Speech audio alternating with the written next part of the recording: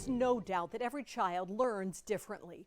But if that child has a disability, whether it's obvious to the eye or not, that student gets an IEP.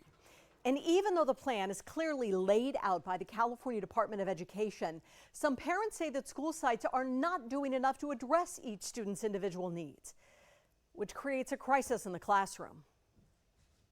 Individualized education programs, otherwise known as an IEP, are legal documents. They look like this, clearly setting out a specialized learning plan for students and their teacher. This is the time of year when these IEPs are being created by a team of educators as well as the students' parents. In the IEP, you have services provided, you have supports, accommodations, goals. So the IEP outlines every aspect to support that student's needs. In its goal, it's simple, but carrying out each education program is far from that. There are 13 different qualifying areas you can see from the California Department of Education.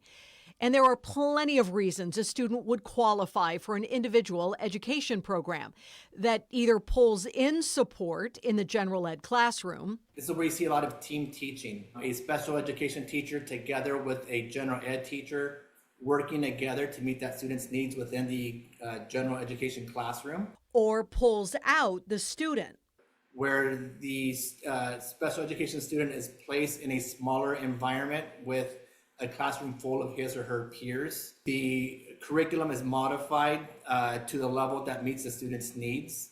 Many times it works great. The teacher didn't do anything out of the ordinary other than accommodate him, meet every accommodation. My son went from struggling to getting an A+. He was above all the students in his class. But when it doesn't work, it is heartbreaking for parents. There's days my son doesn't want to go to school. There's days that I have to encourage him. We have had some amazing educators, thank you for all them out there. But unfortunately, we've had a lot that just don't. They wanted to meet the bare minimum. He's like, but Mom, I'm not stupid. And that hurt really bad because it's like he had lost the encouragement. He thought, all these people think I'm dumb. But it wasn't any of that. He has the ability. And that's why the IEP is set in place so they can succeed. Which is why both Robles and Llamas say communication is key. If you have a concern, reach out to the school site, let them know what's going on, and see what the school site can do to address those needs. I treat students, how I want my own to be treated. If I want X, Y, and Z for my child, that's what I try to provide for other people's children as well. Don't be scared. Stand up. You are your child's advocate. You reach out to whoever you need to. Again, we've entrusted that the educators do what's right, follow a legal binding document. Unfortunately, a lot of them don't. Maybe they're unaware of certain accommodations or what ed code looks like.